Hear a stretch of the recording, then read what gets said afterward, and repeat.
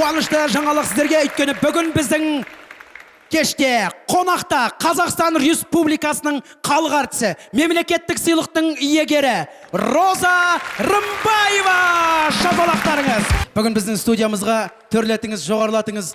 Енді мен көптеген әншілер келген кезде алдарында әзілдеп, бір сондай еркін ұстайтын едім сіздің алдыңызда. Кәдімгі шынымды айтсам, қалай ұстайтынымды білмей, қай жерге отырарымды білмей енді. Білмеймін осы. Елге не жасап қойғанымды білмеймін. Барлығы почему-то қорқады. Не істеп қойғанымды білмеймін. Қошеметтеріңіз. Біреуге айғайлап, не болмаса бір жекірген адам емеспін.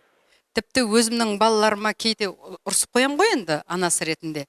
Содан кейін өзім 2-3 күн жүрегім ауырып, солар үшін өзім қатты переживать етіп, өзім жылап аламын даже. Неге ұрыстым деп. Мына негізі Роза апай, сіздің әніңізбен өстік деп жатырмыз ғой. Менің туған ағам, мен ол кезде кішкентай болыптым, үйге келсе, әкем радионы бұзып тастапты, туған ағам. Сөйтсе, неге бұздың десе, сөйтсе айтады, сізді көрем деп ойлаған ғой ішінен, радионың ішінен. Роза апай, сіз ән айтып жатыр екенсіз, сонда ашып ішінен сізді көрем деп, жаңағы 7 жастағы кезінде радионы бұзып тастаған екен. Ал енді мына бүгін сол кезден бастап, бала кезімізден бүгінгі таңға дейін сіздің әніңізбен міне сусындап келеміз. 40 жылдай болды. 40 жылдан асты. Сахнада. Тіпті қандай керемет. Әлі де менің анам сізбен мақтанады ғой. Сізбен кәдімгі түйедей құрдас. Туған күніңіз. Сәлем айтыңыз енді. Сәлем айтайын.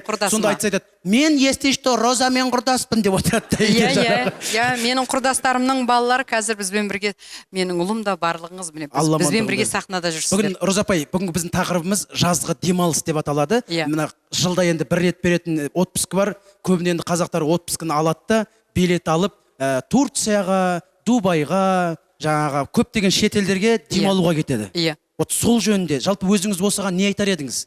Менен шынымды айтайын, алғашқы жылдары, осыдан бір 15 жыл бұрын, мен де шетелге баратынмын. Балаларымды алып баратынмын. Содан кейін жаңағы тіпті бір жылы 12 жиендерім бар ғой, менің жаңа племянник дейді ғой. 12 жиенімді алып Турцияға барып келгем. Ондағы мақсатым, сол менің ауылдан көшіріп алған туысқандарымның балалары шетелді бір көрсін. Көрсін, шетелде қалай екен, өмір қалай екен, анау жаңа курорт деген не екен, басқа шетелдің адамдарын да көрсін, бір дүниеге көзін ашсын деп алып барғанмын. Турцияға барған кезімізде қарасам, басқа ұлт өкілдері үйреніп қалған ғой, мына алдарында дастархан тұрса, мына жерде бір шай, анада бір шай, сосын бір кішкене салат, бір кішкене салан, соны ішеп жеп отырады. Біздің қазақтардың дастарханын бірден білесіз ғой. Дастарханның көлемі қандай болса, соның үстін толтырып қоямыз біздер. Үйіп тастайды ғой. Үйіп тастаймыз. Сөклічіні тегін ғой, біз тегін нәрсені жақсы көреміз. Сосын біздерде жаңа папасы, мамасы, 4 бала, 5 бірдеңе. Біз жаңа бүкіл қазақтар жаңа демалуға барған кезде бос орындық іздеп жүреміз. Это свободно, мынау свободно деп. Міне кейінгі 10 жыл бойы мен тек қана Қазақстанда, оның ішінде өзіміздің еліміздегі Атышулы көл, Алакөл. Алакөлде. Иә, мен енді Алакөлдемін ғой. Бер жағы оның Талдықорған болса, ар жағы Семей. Алакөл. Сол біздің еліміз. Сол жерге бүкіл туған туысқандарымның балаларын, өзімнің достарымды, біз енді ол жай бармаймыз. 4-5 машина. Бала шағамызды тиеп бірақ барамыз. Сол жерде жатып, сол жердің суын ішіп, қойын жеп, қымызын ішіп, дем алып, таза ауамен. Нағыз демалыс дейсіз. Өзің туған жеріңде. Өзіміздің туған елімізде бізде не бар ғой? Кермағаш деген жер бар Алматы облысында. Иә, сол жерде демаламын. Ыстық сулы жаңағы. Содан кейін мен Рахмановский ключи деген бар. Шығыс Қазақстанда, Қатон-Қарағайда. Қатон-Қарағай. Қатон-Қарағай біздің қазақтың қандай әдемі жерлері. Иә, содан кейін сол Қатон-Қарағайдың өзінде сондай жерлерге барамыз жыл сайын. Ал енді өзіміздің елге мен неге барам дейсіз ғой?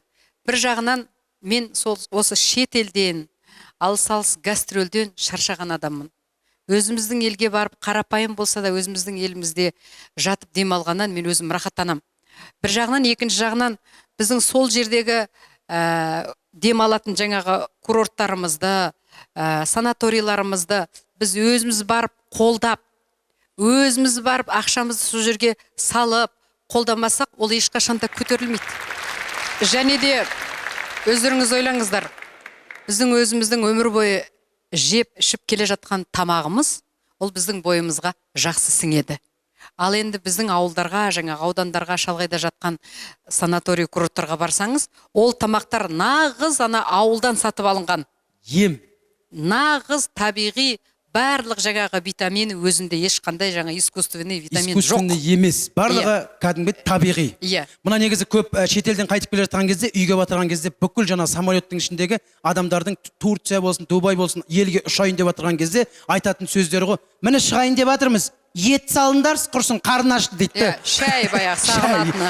Мына енді Роза апай, біз енді шетелде КВН-мен бар, тағы басқалай бар жүрген кезде, жаңағы Ялта, Сочи жағы, Юрмала жаққа қарай, тіпті қай жерге шетелге барсақ, бірден жаңағы қай жерден дегенде Қазақстан дейміз. Қазақстан деген кезде бірден олардың білетіні сразу айтады: Нұрсұлтан Назарбаев, Роза Рымбаева дейді. Біз осымен мақтанамыз, Роза апай. Өйткені міне дұрыс, Америка десе Уитни Хьюстон, Франция десе жаңағы Патрисия Кас, Ресей десе Алла Пугачева, Қазақстан десе Роза Рымбаева. Еліміздің мақтанышы Роза апай, бүгінгі осы бағдарламамызға бір тамаша әніңізді паш етсеңіз. Тұрсыбек, айта кетейін дегенім, енді біз дүние жүзін аралап жүрміз ғой гастрольменен. Бірақ өзіңнің еліңе, жеріңе, халқыңа жететін ештеңе жоқ. Енді 3 күн болуға болады қонақта. Курортта да жаңа 3 күн. Одан кейін ауылға қарай қашқын келеді. Тіпті біздің жолдарымыз қисық-қисық болсын, шаң болсын, ойбай ана жерде дұрыс тіпті жасалмасын. Бәрібір өзіңнің еліңе тартасың да тұрасың. Туған жеріңе тартасың да тұрасың. Дұрыс. Қазақта айтады ғой жаңа, бір күн қонақ, 2 күн қонақ, 3 күн қонақ, ар жағында уже сол үйдің иесі де шаршайды деп жаңа. Сол секілді 3 күн шынымен де қай жаққа барсақ та 3 күннен кейін жалығып, елді аңсап жатамыз. Ал өзің туған жеріңе, ауылыңа барса 3 күн бес сол жақта 3 ай жатуға болады. Енді біз көбінесе жұмыспен барамыз ғой, тұрсын. Енді өзің білесің, еліміздің өнерін, музыкасын, әндерін сол Қазақстан. Көрермен де бізге жетпейді ғой. Роза Рымбаева Қазақстан деп хабарлап шығарған кезде, әрине еш елден кем емес, өзіміздің әдемі әндеріміз шырқаймыз. Өзіміздің даусымызды, даладай кең даусымызды көрсетеміз, сонда ауыздарын ашып қалады енді шынында да. Құрметті көрермендер, біздің қазақ халқының демалғаны өте қызық енді. Ерекше, басқа ұлтқа қарағанда біз қазақ өзі бір керемет халықпыз енді. Өйткені 10 күн демалысқа баратын болсақ, бір шет елге 10 күн дайындаламыз. Бір жазға, ыстық жерге емес, бір қыс болатын, қар жауатын жерге кетіп баратырған секілдіміз. 2 сумканы толтырып аламыз, бәлкім жаңбыр жауып қалатын шығар, мүмкін суық болып қалатын шығар. Бірінші күні мен мынаны кием, екінші күні мен мынаны кием, мынаны кигенде мына туфли мен кием, мынаны мына сырға мен кием, мынаны бүйтем, ұят болып қалмасын, ойбай мына қазақтардың киімі жоқ деп айтпасын деп, бүкіл 2 сумканы толтырып аласын, 10 күн дайындаласын, оны бүкіл елге жария қыламыз, кететін күн болады, аэропортқа барамыз, кетіп баратырғанды инстаграмға саласын, самолетке отырған инстаграмға саласын, алдыңа тамақ келет, оны инстаграмға саласын, мен демалуға кетіп баратырым деп у-шу болып барған жерге. Біз 10 күнге алсақ, барған күн 1 күн баруға кетеді, 1 күн қайтуға кетеді. Барған күні біз қалай қыламыз? Барамыз, бүгін келдік қой дейміз, демалып алайықшы дейміз, 1 күн демаламыз, 2-ші күн айтамыз, қойсыншы, әлі уақыт бар ғой бізде, жата тұрайық деп, 2-ші күн тағы жатамыз, 3-ші күні бассейнге түсеміз, теңізге жағасына барамыз, жұрт солнечный ванна деп күннің астында загар алып жатса, біз керісінше көлеңкеде жатамыз, күйіп кетеміз, қап-қара болып кетеміз деп. Сосын 4-ші күні, 5-ші күн солай өтеді, ең қызығы, ең соңғы күні барлығын сол күні істейміз. Фотоға да түсеміз сол күні дүкенге барамыз, сол күні алатын естелік сыйлықтарын аламыз, сол күні жүгіреміз, өліп талып, дымымыз қалмай. Сомен не керек? Аэропортқа келеміз, әзер үлгіреміз, самолетқа отырамыз, 4 сумка тапсырамыз, 2 сумкамен келесін, оны тіпті кигенде жоқсың. Барған кезде бір футболка, бір шорты, айналаң қарайсың, бәрі сөйтіп жүргесін. 2 сумка аласың, мын жақтан тағы 2 сумка сатыласың, 4 сумканы аэропортқа өткесін, самолетқа отырасың, дейсің, демалуға емес, міне шаршап, елге қайтамыз. Біздің қазақтың демалғаны қызық енді. Бұл да бір қызықты сәттер. Осындай сәттеріміз көп болсын ағайын. Құрметті достар, сенсация! Ешқандай шетелде демалмайтын, тек қазақ демалам дейтін қазақ эстрадасының жұлдызы, Қазақстан Республикасының еңбек сіңірген әртісі Ақжол Мейірбеков ағамыз бүгін қонақта. Ақжол бір өзгеріс бар ғой жерде. Барлық сөйтеді. Жасарып кеткен. Осы сіздің студияға келе жатыр едім, бір гаи тоқтатты да, штраф дейді. Мен Ақжолмын десем, қандай Ақжол, мұртың жоқ қой дейді. Мұрт жоқ екен ғой бәсе. Қошемет, құрметті достар. Әлде мына күн ысығанына өзіңіз алып тастайсыз ба? Летний Ақжол ма, әлде өзіңіз ойландыңыз ба, жасырайын деп? Осенний-весенний приступ дегендей бұдай. Осенний Ақжол, весенний Ақжол. Енді шынын айту керек, телеарнаны мынау жастарда осы біздің көрермендерде көп көреді ғой. Қазір жобалар көп. Соның бір жобасына қатысып жатырмын, сонда айтты, мұртты қырып тастамасаңыз, бол бойт деді. Бол бойт деді ме? Бол бойт болмаса, бол бойт деп алып тастадым. Алып тастадыңыз. Көпшілік айтады, жасарып кетті. Сосын ертең айтса, Ақжол аға тағы бір жоба бар еді, шашыңызды алып тастайсыз ба десе, келісесіз бе? Алам. Өнер үшін жан пида десеңіз. Өнер үшін жан пида. Қошеметтеріңіз, құрметті достар, Ақжол Мейірбек ағамыз. Ақжол аға қош келдіңіз. Бүгінгі тақырыбымыз бізде жазғы демалыс. Жылда бір отпуск алады қазақтар. Сосын сол қай жерге барып демалған дұрыс, соны бір әдемі әңгіме өрбітсек. Жайғасыңыз Ақжол аға. Рахмет. Бір жұмыста мынандай қызық оқиға болыпты. Қызық оқиға болыпты. Директордың бір орынбасары, бір компанияның жас шыққан кезде бастығына келіп айтты: аға, мені бір жібересіз ба? Әжем қал үстінде жатыр деген. Бастық айтты: жақсы, енді мен де отпускіге шығайын деп жатырмын, барып кел деген. Таиландтың бір остров бар екен. Сол жерде тек бір әр кеткенде 30 кішкентай бір лашықтар тұр екен да, енді кішкентай домиктар.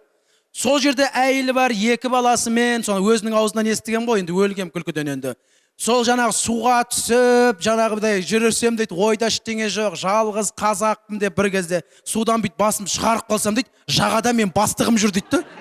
Сөйтіп қараса, әйелдері бір-бірін көріп өзі амандасып жатыр дейді, жаңағы анау судан шыға алмаймын дейді, барып не айтарым білмей жаңағы келіп ақырын жаңағы бастықтың қасына келдім дейді, ассалаумағалейкум, бастық бүйтіп маған бүйтіп қарап тұрды да күлді дейді.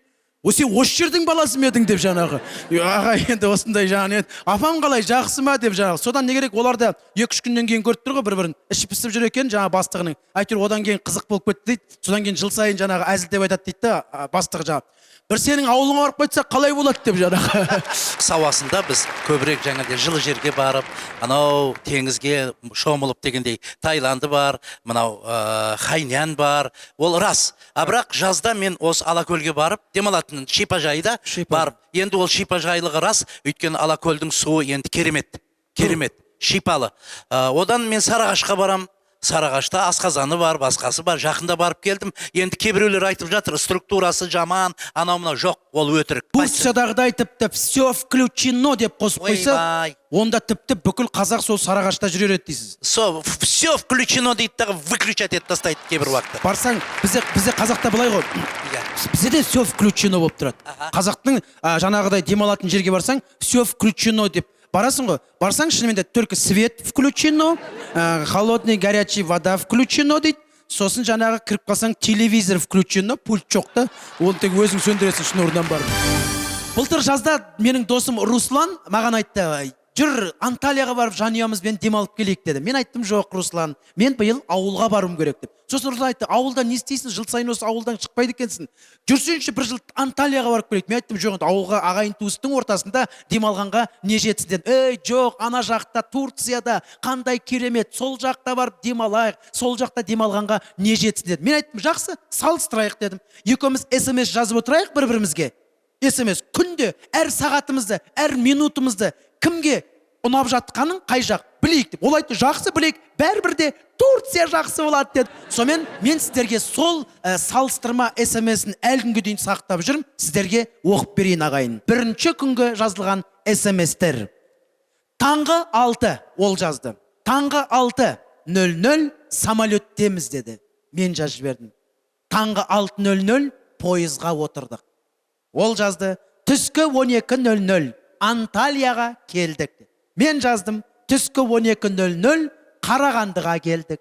Ол жазып жіберді: түскі 13:00 гостиницаға келдік. Мен жазып жібердім: Балқашқа келдік деп. Бір кезде одан әдемі SMS келді. Сол жерде қызық қалған кезім болған. Түскі 2 Анталия ыстық екен. По-моему, уже арқам күйіп қалды. Бассейнге кеттік дедім. Мен де жауабын жазып жібердім: купе ыстық екен. Шай аяғымды күйдіріп алдым. Тамбурға кеттік дедім. Одан тағы бір одан артынша SMS келді: ужин ішіп отырмыз. Балық, шашлик, сорпа, пюре, салат, сок, пирожный, бәрі дәмді деген. Одан артынша мен оған SMS жаздым. Ужин ішіп отырмыз, 5 роллтон алдық, бәрі жеді деді.